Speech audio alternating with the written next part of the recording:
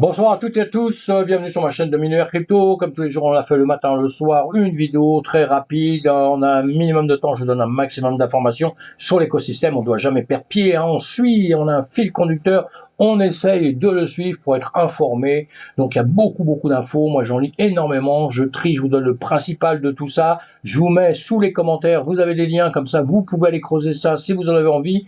L'intérêt c'est que vous soyez un petit peu au courant de tout, hein, comme moi, être un petit peu au courant de tout. Et puis après il y a des choses qu'on n'aime pas. C'est vrai, on fait chacun sa sauce, hein. Mais on doit savoir tout ce qui se passe dans l'écosystème. Plus vous avancerez dans l'écosystème, plus vous apprendrez, plus vous serez au courant de choses, mieux vous irez placer vos billes, mes amis. On n'oublie pas, ça c'est très important, hein. Et qu'est-ce qu'on a aujourd'hui, la révélation? Ah oui, la révélation du PYUSD de PayPal. Il inspire une vague de jetons d'escroquerie. Et oui, évidemment. Allez, on parle de ça, de politique, des régulateurs, des leaders, des entreprises, de tout ça en quelques minutes. Et juste avant ça, qu'est-ce que vous faites si vous n'êtes pas abonné? Vous abonnez évidemment, hein, et vous cliquez sur le pouce. Et évidemment pour me faire plaisir, et puis vous laissez un commentaire en disant bonjour, merci pour tes vidéos, ou vous mettez ce que vous voulez. L'important c'est de participer, hein. Vous rappelez ça, hein, c'est un vieux, comment dire, c'est pas un dicton, c'est pas un proverbe, c'est une citation et qui est très importante. Bon, allez, j'étais sur le BTC, là, je vais arrêter mes bêtises. Le BTC 2.9 de plus, le TH 2.2 de plus dans la journée. Évidemment que ça fait du bien, parce qu'automatiquement, qu'est-ce qu'on voit?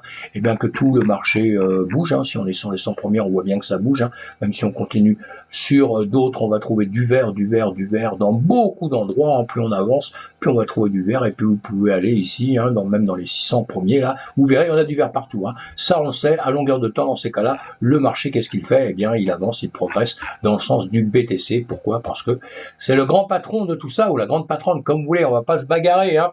Allez, Mundi abaisse les notes de crédit de 10 banques et en met 6 autres en demeure. D'ailleurs, je vous ai mis, hein, en dessous l'agence de notation principale. Il y a plusieurs agences, hein. Là, je vous ai cité 3 principales qui mettent des notes aux entreprises, ça, si elles sont bonnes, pas bonnes, etc. Là, c'est pour les banques. Et c'est toujours embêtant de perdre. Alors là, on les note avec des A, vous savez, les 3, c'est comme pour les saucisses, hein. On le fait pour les saucisses, bah là, on le fait pour les banques aussi. Quand vous perdez une notation, bah, vous aurez plus de mal par la suite à avoir des crédits. Ça peut fragiliser un peu votre agence, tout ça. Mais c'est parce qu'il y a des choses qui ne se passent pas très bien, hein. Donc, et tout ça, c'est pas très bon signe dans notre écosystème. C'est tout ce que je voulais vous montrer. Moi, je suis les marchés traditionnels parce que je pense que c'est toujours très important de les suivre. On va regarder en une heure un petit peu sur les 3 marchés. Le BTC, je vais effacer tout ça, voilà, parce que là, il y a trop de choses. Allez, on va tout masquer, voilà. On a notre BTC là qui se comporte pas trop mal, hein, en une heure de temps, et hop, il est remonté depuis quelques bougies. Le S&P 500 et le Nasdaq aussi ont remonté dans les dernières bougies, là, effectivement, alors qu'ils étaient en train de descendre, hein. En revanche, ils étaient en train de descendre tous les deux avec des news qui n'étaient pas fabuleuses, et on attend surtout les annonces qu'il y aura le 10, hein, le 10 et le 11, on aura des annonces qui va faire bouger un peu le marché, ça va être hyper important, mais pour l'instant, le BTC, lui, il est content comme tout, il voit que les choses sont bonnes pour lui. On va voir autre chose aussi, là, je voulais vous dire, avant de parler du reste, la révélation de PYUSD, de PayPal, hein, on en parle, hein, depuis 2-3 jours évidemment, et ça inspire une vague de jetons d'escroquerie. Alors ça, faites très attention, parce qu'effectivement, à chaque fois qu'il y a quelque chose qui marche, il y en a beaucoup qui viennent copier, monter une crypto-monnaie, c'est très facile, donc ils savent le faire très vite, et vont vous embrouiller, vous allez mettre votre argent à un endroit qui ne sera pas du tout ce que vous pensez, et évidemment, quand on fait ce genre de choses pour tromper un peu les gens, c'est pas pour leur donner des bénéfices par la suite, hein, vous l'aurez bien compris, hein. Donc allez lire cet article-là, je vous le mets sous les commentaires comme je vous l'ai dit en dessous. Ça va vous montrer un petit peu des copies, hein, des choses qui ne sont pas bonnes, hein, que vous allez trouver, comme on va trouver quelque chose de bon aussi, hein. Mais PayPal dans ses messages, il dit bien que les personnes doivent vérifier que le jeton utilisé, l'adresse de contact fournie par PayPal, pas par quelqu'un d'autre, mes amis, d'accord?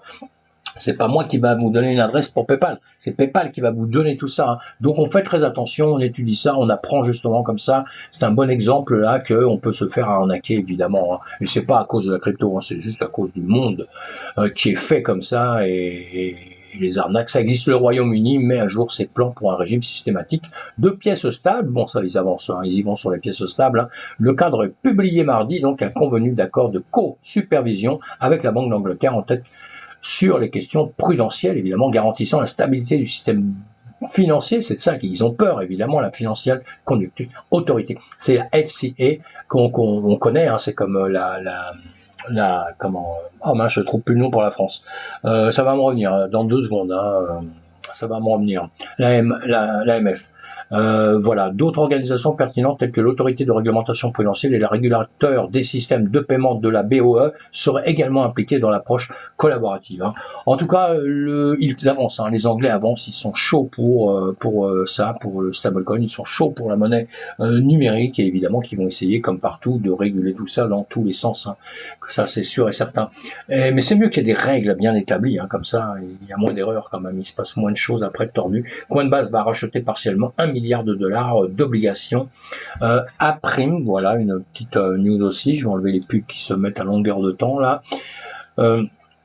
Coinbase a proposé de racheter une partie de ses obligations d'1 milliard de dollars à des investisseurs avec une prime après une solide performance financière au 2e trimestre. L'opérateur d'échange de crypto rachètera jusqu'à 150 millions de dollars de ses obligations d'1 milliard de dollars arrivant à échéance en 2031, a annoncé lundi la société. Bah oui, 2031, ce matin, je vous ai mis une annonce, il y en a un qui dit qu'en 2034, le S&P sera combien 14 000 dollars, vous voyez, en 2031, je sais pas, on dit, ouais, 2034, on peut pas parler de ça, bah si, hein, bon, allez, si le S&P 500 est à 14 000 dollars, c'est super, hein, on va peut-être se taper du 200 000, 300 000, 400 000 avec le BTC. Allez, qui vivra verra, les investisseurs qui participent à l'offre de rachat et vendent leurs obligations avant le 18 août recevront 645 dollars pour chaque tranche de 1000 dollars de la valeur nominale de l'obligation, soit 64,100 cents par dollar. Ce montant comprend une prime spéciale de soumission anticipée de 30 dollars pour ceux qui vendent leurs obligations après le 18 août, mais avant le 1er septembre, la date d'expiration de l'offre. Coinbase offrira 615 dollars pour chaque tranche de 1000 dollars de la valeur nominale d'obligation, c'est-à-dire 61,5 cents. Bon, quand il y a beaucoup d'argent, tout ça c'est très très important. Hein. Allez à suivre, vous allez vous intéresser à Coinbase. Évidemment, comme je l'ai dit, on n'aime pas tous la même chose. Alors ceux qui sont chauds Coinbase et tout, et ce qu'il fait, etc. Allez voir. Hein. Uniswap est déployé sur la base de réseau de couche 2 de Coinbase. Voilà, petite annonce, on les a déjà eu, ces annonces, on se les redit puisque bon, ça avance. Hein. Donc, depuis la mise en service de l'intégration d'Uniswap, en particulier la 3e itération de son échange sur base, a enregistré plus de 11 700 transactions et un volume de transactions d'environ 3,65 milliards de dollars, millions, pardon, selon en fait le 4e, c'est en fait le 4e DEX en volume sur base après RockSwap, Basswap et SushiSwap selon les données de CoinGecko. Le réseau base doit s'ouvrir au public ce jeudi lors d'un événement baptisé Ancient Summer, dont la perspective de ses débuts, une combinaison de développeurs et d'utilisateurs, a été transférée des actifs évalués à plus de 100 millions de dollars au réseau. Bah voilà, c'est bien ça, Base fonctionne sur la pile. Logiciel OP fonctionne comme une blockchain de couche 2. Il a été lancé pour la première fois le 13 juillet, destiné uniquement aux développeurs. Malgré cela, de nombreux utilisateurs en prévision de sa sortie officielle ont migré leurs actifs vers le réseau en utilisant un contrat de pont et des ponts non officiels, principalement pour échanger des mêmes coins émergents. LeetSwap, l'un des premiers échanges décentralisés de base, a subi un important piratage de sécurité le 31 juillet. On ne fait pas n'importe quoi. Il convient de mentionner que le développement de LeetSwap est venu d'une équipe non identifiée. En revanche, Uniswap et SushiSwap, désormais disponibles sur base, sont tous deux établis. Justement, faut faire attention, mes amis. Il faut jamais aller trop vite à faire les choses parce que vous voyez, vous allez trop vite, vous allez n'importe où et vous perdez de l'argent. On en revient tout à l'heure comme avec PayPal. Là, donc dès qu'on doit faire une action quelque part, c'est pour ça que je vous ai lu cet article jusqu'au bout, qui est un petit peu long, un peu chiant, mais pour bien que vous compreniez que vous pouvez vous faire piéger à n'importe quel moment. Donc, on lit plus 2 fois, 3 fois, 4 fois les choses, plutôt que de se faire piéger, hein, parce qu'une fois qu'on a perdu son argent, il est perdu, mes amis. Binance obtient le feu vert d'El Salvador pour devenir le premier échange de crypto entièrement sous licence. Mais chez là-bas, il y a autre chose qui travaille aussi. Et il y a autre chose aussi qui travaille là-haut, avec la licence de désormais d'approbation. Ouais, bon, en tout cas, El Salvador soutient la crypto depuis au moins 2021, évidemment, à l'époque, il est devenu le premier pays au monde à reconnaître le Bitcoin comme monnaie légale. Plus tôt cette année, le pays a également adopté une loi pour l'émission d'actifs numériques d'autres que le Bitcoin. La loi a introduit un cadre réglementaire définitif pour les titres à jetons, les altcoins et les entreprises qui souhaitent effectuer des transactions ou offrir des services axés sur des actifs numériques autres que le Bitcoin. On a bien vu que le Salvador, ils sont chauds comme la braise. Et justement, oui, voilà, c'est ça, il y a Bitfinex. En avril, il y avait Bitfinex Security a également déclaré qu'il était devenu la première bourse d'actifs numériques entièrement réglementée à recevoir une licence d'ASP au Salvador. Binance, la différence avec Bitfinex, c'est qu'il en a deux. En Binance, en revanche, a obtenu 2 licences, les DASP et BSP. De plus, Bitfinex Security propose spécifiquement le trading d'actifs numériques tokenisés tels que les actions et les obligations. Bon, il y a une petite différence entre les deux, mais les deux sont là-bas. Et Binance encore, malgré qu'on beaucoup de gens lui crachent un peu dessus, en ce moment, il est toujours là. Comme je pense, il va avancer, il va payer ses erreurs et il va continuer à avancer. En tout cas, c'est bien qu'il soit au Salvador. Allez, JP Morgan dit que PayPal stablecoin pourrait stimuler l'activité d'Ethereum.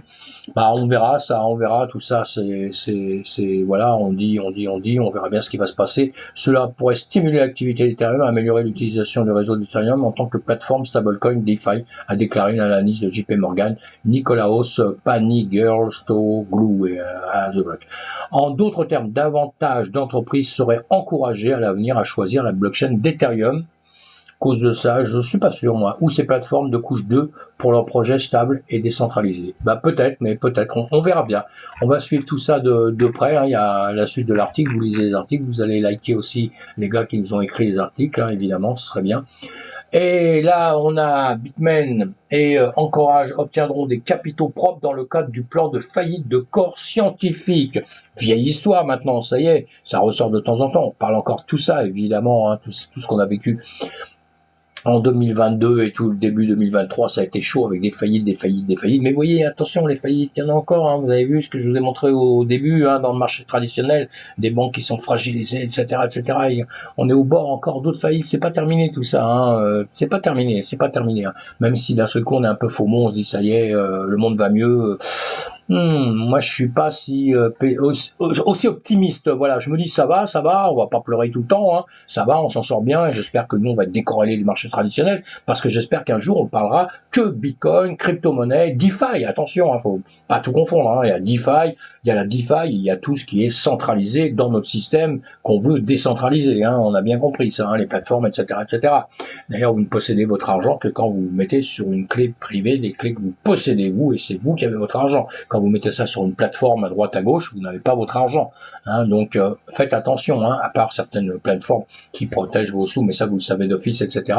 Faites donc attention à tout ça.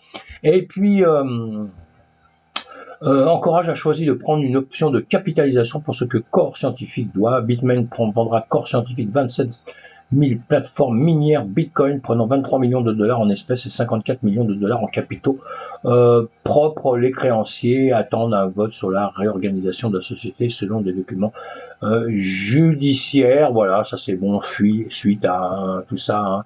Relay, une société de services financiers qui était également le plus grand créancier de Core Scientifique, a fourni à la société 25 millions de dollars en nouveau financement et a reporté les conditions de l'encours de la dette de Core Scientifique. Core Scientifique a déposé une demande de mise en faillite en vertu le 11 et 21 décembre 2022, comme je vous disais, citant jusqu'à 5000 créanciers, 10 milliards de dollars de dette, 42,1 millions de dollars dus à Relay. Bien que Core Scientifique ait généralement des revenus positifs, l'afflux n'a pas été suffisant pour rembourser la dette de l'équipement minier.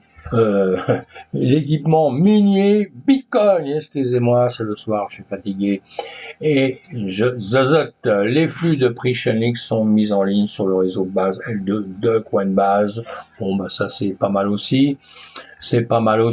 Ont été intégrés au réseau base Layer 2 de Coinbase. La mise à jour permet aux développeurs de base d'accéder au flux de données Chainlink standard de l'industrie. C'est une bonne news. Allez, à suivre pour ceux qui sont des pros de ce genre de choses. 1KX mène un tour de table de 5 millions de dollars pour la plateforme NFT d'art générique FXH. Voilà.